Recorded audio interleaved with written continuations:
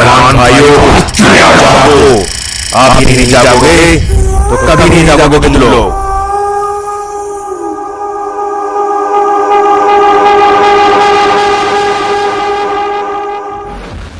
বিশ্বনাথ চাৰিআলিত হোৱা চৌকতালিৰ ঘটনাটো লৈ পেলাই লাইভ আহিছোঁ। আজি GMCHত তেওঁক লগ পালোঁ। মই লগ কৰিব গৈছিলোঁ, মোৰ লগত আৰু 4জন গৈছিলে।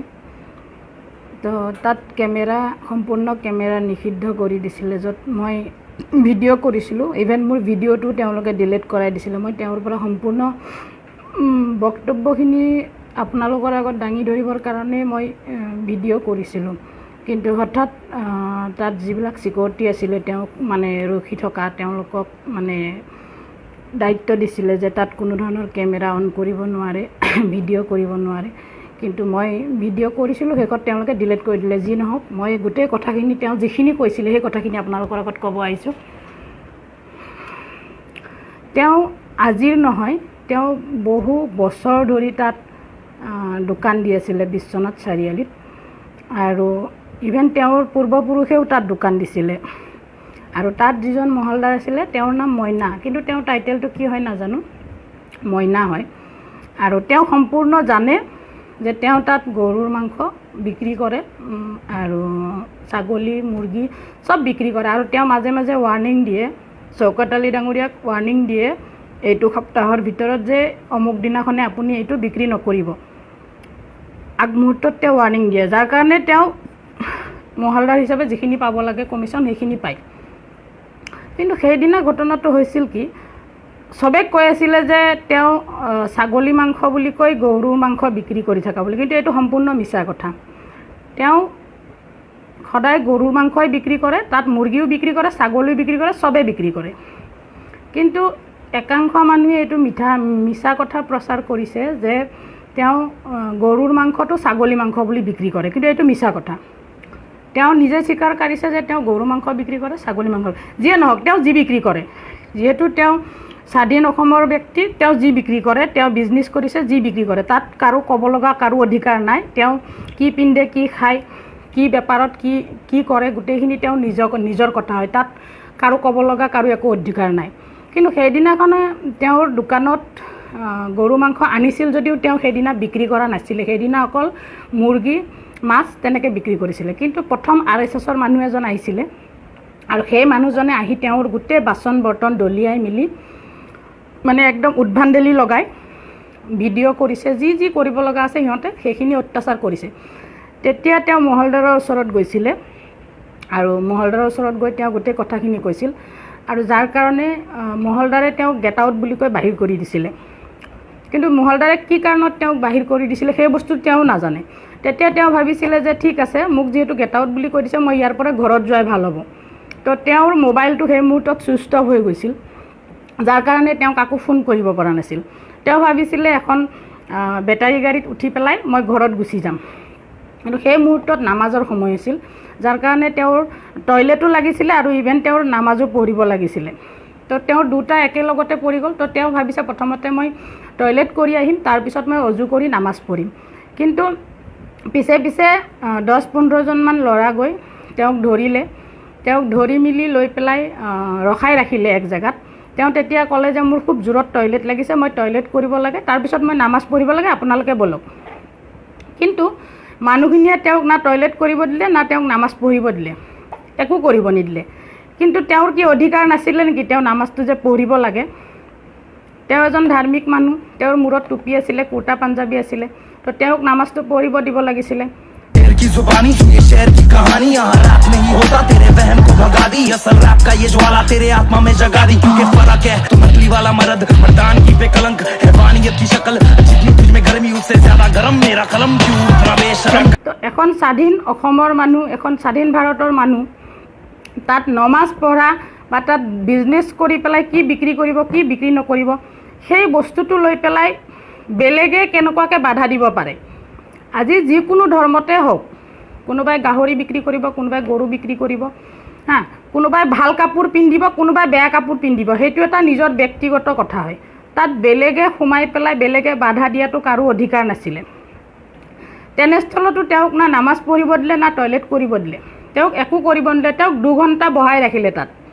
2 ঘণ্টাৰ পিছত আৰু বহুত মানে মানুহ আহিলে, বেলেগ বেলেগ মানুহ আহিলে, আহি পেলাই তেওঁক পিছপিনৰ পৰা আক্ৰমণ কৰিছে। তেওঁক পিছপিনৰ পৰা লাঠিয়েদি কোবাইছে। তাৰপিছত যোনে যেনেকৈ পাৰিছে মাৰিছে, গুচাইছে, লাত মাৰিছে। তেওঁৰ গোটেই বডিত যিমানবিলাক জখম আছে আমাক দেখাইছে, যোনে যেনেকৈ পাৰিছে মাৰিছে। আৰু মানুহজনে তেতিয়া মূৰত যেতিয়া আঘাত পাইছে তেতিয়া মানুহজনে সম্পূৰ্ণ মানে শ্বাস প্ৰশ্বাসহে আছে, বাকী তেওঁ কোনখন দুনিয়াত আছে তেওঁ নাজানে।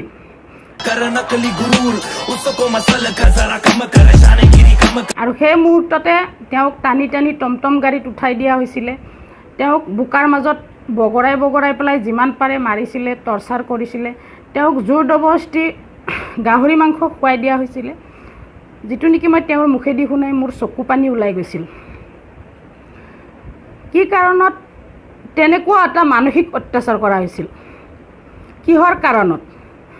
যি নেকি 50 বছৰৰ পৰাই তেওঁলোকৰ পূৰ্বপুৰুষৰ দিনৰ পৰাই তাত দোকান দিয়া হৈছিলে, পূৰ্বপুৰুষৰ মানে দিনৰ পৰাই বিজনেছ কৰি আছিলে।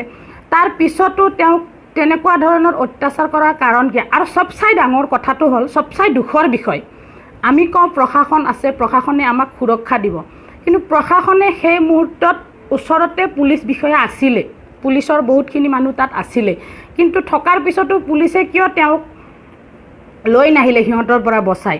কিহৰ কাৰণে? যে পুলিচে তাক বচাই আনিব লাগিছিল নে পুলিচে চাই থাকিব লাগিছিল? যেতিয়া আৰ্মি আহিলে তেতিয়াহে তেওঁক উদ্ধাৰ কৰা হ'ল, কিন্তু যেতিয়া পুলিচবিলাক তাত আছিলে পুলিচে কিয় তেওঁক উঠাই অনা নাই? তেওঁ নিজ মুখে যিখিনি কথা কৈছে সেই কথাখিনিৰ ওপৰত ভিত্তি কৰি মই কৈছোঁ। মানুহে কয় চিলাই কাণখন নিলে মানে নিনিলেও নিয়া বুলি ক'লে পিছে পিছে দৌৰিব নালাগে, যাৰ কাৰণে মই আজি নিজে তেওঁক লগ কৰিব গৈছিলোঁ।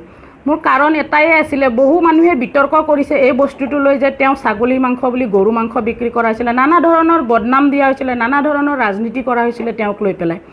কিন্তু আমি যিহেতু মানুহ, আমি হিন্দু, মুছলিম, খ্ৰীষ্টান সেইটো পিছত, কিন্তু আমি প্ৰথমে মানুহ হয়, তো আমি মানুহ হৈ পেলাই জীয়াই থাকিব লাগিব। তো যাৰ কাৰণত মই আজি তেওঁৰ ওচৰত নিজে গৈছিলোঁ।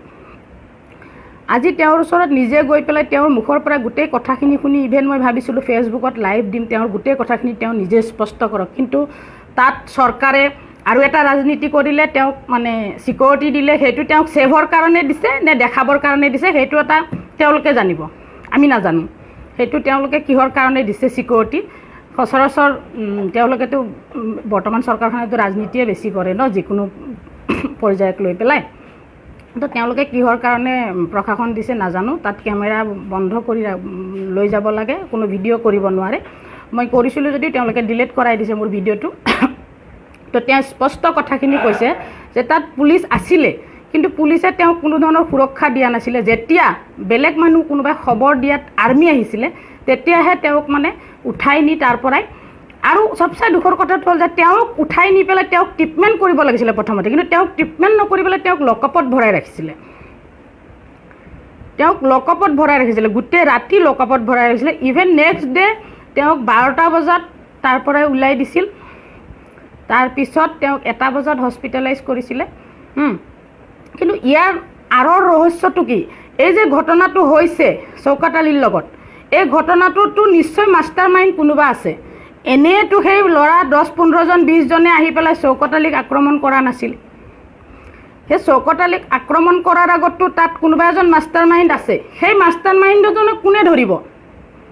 সেইজন যে মাষ্টাৰ মাইণ্ড যিজনে এই গোটেই ঘটনাটো ৰচিছিলে ইলেকশ্যনৰ আগমুহূৰ্তত, এইটো এটাতো বিৰাট ডাঙৰ ষড়যন্ত্ৰ হয়। কিন্তু মই আজি নিজকে গৌৰৱ কৰিছোঁ, মই এজনী ইছলাম ধৰ্মী হয়, কাৰণ আমাৰ ধৰ্মৰ উদ্দেশ্য, আমাৰ ধৰ্মৰ মূল কথাটোৱে হ'ল যে শান্তি। ইছলাম মানে শান্তি, কিন্তু ইছলামে সদায় শান্তি বিচাৰে, কোনোদিন অশান্তি নিবিচাৰে। হ'ব পাৰে ইছলাম ধৰ্মত থাকিব পাৰে বেয়া, চব ধৰ্মতে আছে বেয়া মানুহ, কিন্তু চব ধৰ্মত বেয়া থাকিলেও চবতকৈ ধৈৰ্যশীল ধৰ্মটো হ'ল আমাৰ। আমি কোনো দিন নিবিচাৰোঁ যে নিজৰ জন্ম ঠাইত, নিজৰ দেশত অশান্তি হওক। আমি কোনো দিন বিচৰা নাই অশান্তি হোৱাটো, আৰু আমি কোনোদিন হিংসাত্মক ঘটনা হোৱাটো আমি কোনোদিন বিচৰা নাই। কিন্তু ইয়াৰ আঁৰৰ মাষ্টাৰ মাইণ্ডজন কোন হয়? তেওঁক কেনেকৈ ধৰিব? তেওঁক কোনদিনাখনে এৰেষ্ট কৰিব আপোনালোকে একদম সহজ সৰল যিকেইজনে ঘটনাটো কৰি দিলে সেই 5-6জনমান ধৰি পেলাই আপোনালোকে দেখাই দিলে যে শওকত আলীক আক্ৰমণ কৰা কেইজনমানক আমি এৰেষ্ট কৰি দিলোঁ তো তেওঁক ন্যায় কোনে দিব আজি তেওঁক ন্যায় লাগিবই কাৰণ তেওঁক জোৰ জবৰদস্তি গাহৰি মাংস খুৱাই দিয়া হৈছিলে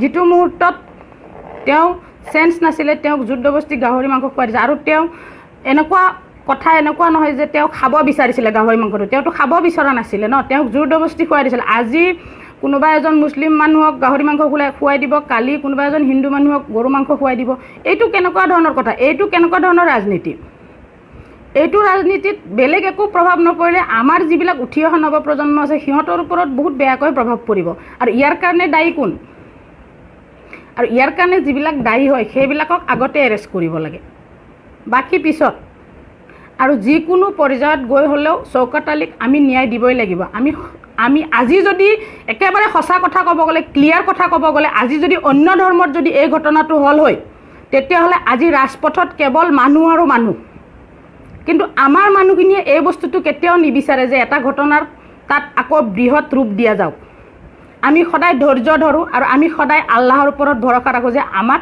আল্লাহে ন্যায় দিব মানুহে অন্যায় কৰিছে ঠিকে আছে কিন্তু আল্লাহে ন্যায় দিব বহুতে হয়তো ক'ব পাৰে মই স্বাৰ্থপৰ মই স্বাৰ্থলৈ কথা কৈছোঁ মই কোনোদিন কাকো স্বাৰ্থলৈ কথা কোৱা নাই মই সদায় মানুহৰ দৃষ্টিৰে চাওঁ আৰু মানুহৰ দৃষ্টিৰে জীয়াই থাকিব বিচাৰোঁ কোনোদিন মই ভবা নাই যে আপুনি হিন্দু মই মুছলিম তেওঁ খ্ৰীষ্টান কোনোদিন বিচাৰ নাই আমি এটাই বস্তু আমি মানুহ হয় আৰু মানৱ ধৰ্মই চবতকৈ ডাঙৰ ধৰ্ম তো সেইটো কাৰণত মই বিচাৰোঁ যে আমি সঁচাকৈ সদায় মানুহ হৈ পেলাই আমাক জীয়াই থাকিব দিয়ক আমাক লৈ পেলাই বহু ৰাজনীতি কৰিলে আৰু ৰাজনীতি নকৰিব আৰু শওকত আলীক যদি পাৰে প্ৰশাসনে উচিত ন্যায় দিয়ক তেওঁক ইতিমধ্যে ৰিলিজ দিয়া হৈছে বুলি মই খবৰ পাইছোঁ আৰু সবচে ডাঙৰ তেওঁক ইমান ৰাতি ৰিলিজ দিব লগা হৈছে সচৰাচৰটো পেচেণ্ট এজনক ৰিলিজ দিনৰ ভাগত দি দিয়ে কিন্তু এই মাজৰাতি তেওঁক ৰিলিজ দিব লগা হৈছে যে কিহৰ কাৰণে আপোনালোকৰ নিশ্চয় ভয় আছে মিডিয়া আহিব তেওঁৰ পৰা গোটেই কাহিনীটো জানিব তেওঁৰ পৰা গোটেই স্পষ্টীকৰণ ল'ব আৰু আপোনালোকে বিচাৰে যে তেওঁ সদায় ঘৰৰ ভিতৰত আৰু চুকত থাকক আপোনালোকে তেওঁৰ যিখিনি ঘটনা হৈ গ'ল এইখিনি গাপ দি ৰাখক আপোনালোকে তেওঁক দিনত ৰিলিজ দিয়াব লাগিছিলে এইটো কেনেকুৱা ধৰণৰ কাম কৰিলে যে আপোনালোকে তেওঁক ৰাতি 11:30 বজাত ৰিলিজ দিয়ালে কিহৰ ভয়ত আপোনালোকে 11টা বজাত ৰিলিজ দিলে তেওঁতো তেওঁৰ যিখিনি স্পষ্ট কথা সেইখিনি তেওঁতো কৈ আছে তেওঁ ন্যায় বিচাৰিছে আপোনালোকে তেওঁক ন্যায় দিব যদি বিচাৰে আমি কোনোদিন হিংসা বা কাৰোবাক হত্যা কৰা কাৰোবাৰ লগত হাই কাজিয়া মাৰপিট কৰা আমি কোনোদিন ছাপোৰ্ট কৰা নাই আৰু নকৰোঁ সেইটো কিন্তু আপোনালোকে যেতিয়া তেওঁক এডমিশ্যন কৰাইছে তেওঁক দিনৰ ভাগত ৰিলিজ কৰাব লাগিছিলে যিহেতু তেওঁৰ লগত চিকিউৰিটি আছে ফুল চিকিউৰিটি আৰু তেওঁৰ যিখিনি কথা হয় সেইখিনি আপোনালোকে ৰাজহুৱা কৰিব দিয়ক কাৰণ অলৰেডিটো ভাইৰেল হৈ গৈছে ভিডিঅ'টো তেওঁক যে গাহৰি মাংস খুৱাইছে তেওঁক যে মাৰিছে তেওঁক যে শাৰীৰিক মানসিক চবফালে অত্যাচাৰ কৰিছে ইভেন তেওঁৰ দোকানটো ভাঙি দিয়া বুলি কৈছে তেওঁৰ এতিয়া টোটেল পৰিয়াল 8টা তো 8টা পৰিয়াল তেওঁ কি হিচাপত চলিব তো ইয়াৰ দায়িত্ব কোনে ল'ব তেওঁক ভৰণ পোষণ কৰা তেওঁৰ পৰিয়ালক ভৰণ পোষণ কৰা দায়িত্ব কোনে ল'ব সেইখিনি চৰকাৰে ভৰিব লাগিব চৰকাৰে যিহেতু গোটেই কথাখিনি গম পাইছে তো সেই দায়িত্বখিনি চৰকাৰে ল'ব লাগিব তেওঁৰ যিখিনি ক্ষতিপূৰণ সেই ক্ষতিপূৰণখিনি কোনে দিব সেই মানুহকেইজনেতো নিদিয়ে তো সেই ক্ষতিপূৰণখিনি চৰকাৰে দিব লাগিব কাৰণ তেওঁৰ পৰিয়ালটো সেইখন দোকানে দিয়ে খাই আছিলে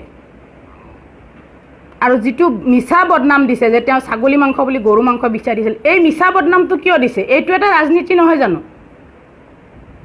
তেওঁতো তেনেকুৱা ধৰণৰ কোনো কাম কৰা নাছিলে আৰু ইয়াৰ কাৰণে সবতকৈ ডাঙৰ দায়ী যদি সঁচাকৈ সেই বজাৰখনত গৰু মাংস বিক্ৰী কৰা মানা আছিলে তেতিয়াহ'লে প্ৰথম দায়ী হ'ল মহলদাৰজন সেই মহলদাৰজন মইনা নে কি হয় সেই মহলদাৰজনক প্ৰথমতে এৰেষ্ট কৰিব লাগে কাৰণ তেওঁ জানে ন তেওঁতো বেনিফিটটো খাই আছিলে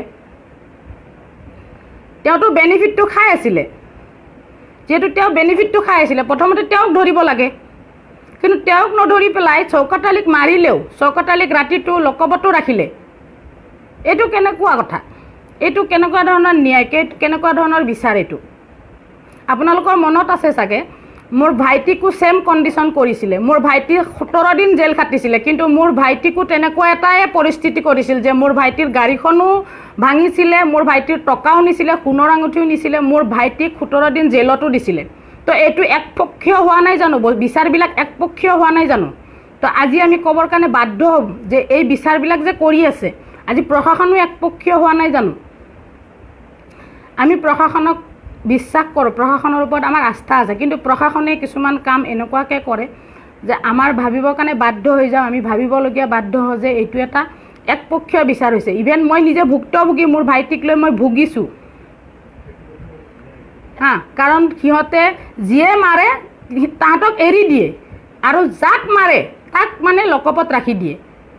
এইটো কেনেকুৱা ধৰণৰ বিচাৰ? কিন্তু একেবাৰে সঁচা কথা ক'ব গ'লে কোনে কৈছে যে মুছলিমে গাহৰি নাখায়, হিন্দুৱে গৰু নাখায়?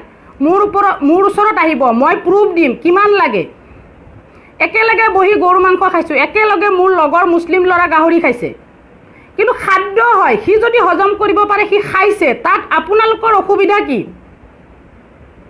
যদি কোনোবাই হজম কৰিব পাইছে, খাইছে, তাত আপোনালোকৰ অসুবিধা কি? তেওঁৰ সেইটো এটা নিজৰ অধিকাৰ আছে, তেওঁ কি খাব, কি পিন্ধিব, ক'ত যাব, ক'ত ফুৰিব, কাৰ লগত কথা পাতিব, সেইটো এটা তেওঁৰ নিজৰ ব্যক্তিগত কথা। তাত আপোনালোকে তাত সোমাব লগা কোন হয়?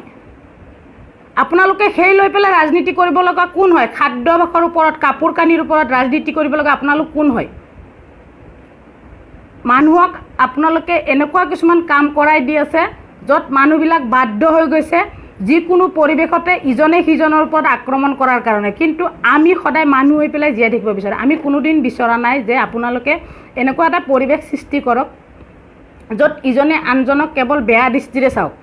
আমি সদায় মানুহ হৈ জীয়াই থাকিব, আমাক মানুহ হৈ জীয়াই থাকিব দিয়ক। কাৰণ আমাৰ বৰ্তমান আমাৰো ল'ৰা ছোৱালী আছে ন, আমাৰ ল'ৰা ছোৱালীকো আমি শিকাব লগা হৈছে যে আমি আগৰ পৰা এনেকুৱাকৈ চলি আহিছোঁ, আমি হিন্দু মুছলিম একেলগে এখন কাঁহীতে খাই আহিছোঁ আৰু আমি সেই হিচাপত আমি মানুহ হৈ পেলাই সদায় জীয়াই থাকিব লাগে। কিন্তু আপোনালোকে ৰাজনীতি কৰাৰ কাৰণে কিছুমান এনেকুৱা কুকৰ্ম কৰিছে যাৰ কাৰণে আমি আজি হিন্দু মুছলিম বুলি পৰিচয় দিব লগা হৈছে, আমি মানুহ হিচাপে পৰিচয় দিব পৰা নাই।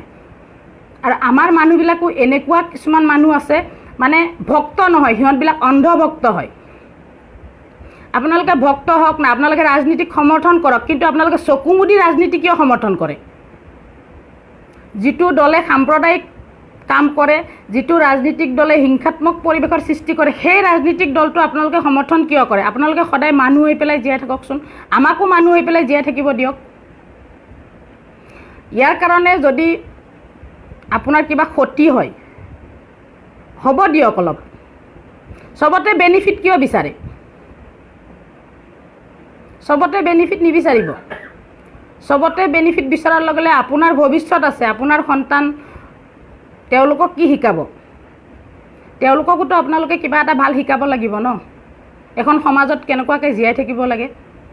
কিন্তু আজি চৌকত আলিক লৈ পেলাই যিখিনি ঘটনা হৈ গ'ল, আজি আমাৰ অসমৰ বহুত চেনেল আছে, কাৰো দেখাবৰ কাৰণে সাহস নহ'ল, কিন্তু বাহিৰৰ চেনেলবিলাকে দেখাই আছে। কিন্তু আজি যদি বেলেগ এটা ঘটনা হ'ল হয়, বেলেগ এটা ধৰ্মৰ লগত ঘটনাটো হ'ল হয়, তেতিয়াহ'লে মানে ৰাতিপুৱাৰ পৰা ৰাতি নোখোৱালৈকে চাগে সেইটো নিউজে দেখি থাকিলোঁ হয়, কাৰণ এটাই উত্তেজনামূলক মানে কামবিলাক কৰিবৰ কাৰণে। কিন্তু আমিও বিচৰা নাই এই ঘটনাটো আপোনালোকে বহুত বেছি প্ৰচাৰ কৰক, কাৰণ এইটো ঘটনা বহুত বেছি প্ৰচাৰ কৰাৰ লগে লগে মানুহৰ মনত যিটো এটা মৰম ভাৱ আছিলে সেইটো নোহোৱা হৈ যাব।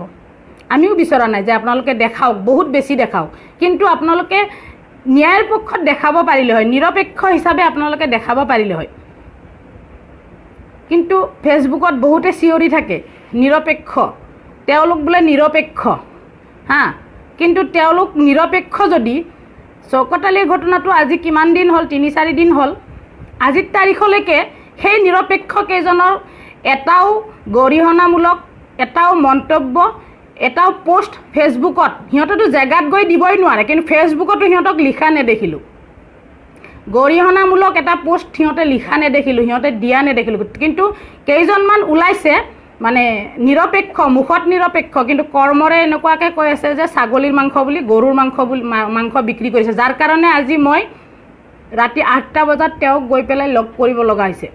আৰু লগ কৰি পেলাই তেওঁৰ কথাখিনি মই স্পষ্টীকৰণ তেওঁৰ মুখেদি শুনি আহিছোঁ আৰু সেইখিনি শুনিহে মই আপোনালোকৰ আগত তেওঁৰ কথাখিনি প্ৰকাশ কৰিছোঁ তো এটাই কথা ক'ম শেষত যাতে আগলৈকে এনেকুৱা নহয় এনেকুৱা ধৰণৰ ঘটনা নহয় এইখন শংকৰ ৰাজনৰ দেশ হয় আমি সদায় মানুহ হৈ পেলাই জীয়াই থাকিব বিচাৰোঁ আমাক মানুহে জীয়াই থাকিব দিয়ক এনেকুৱা হিন্দু মুছলিম ধৰ্ম হিচাপত ভাগ ভাগ নকৰিব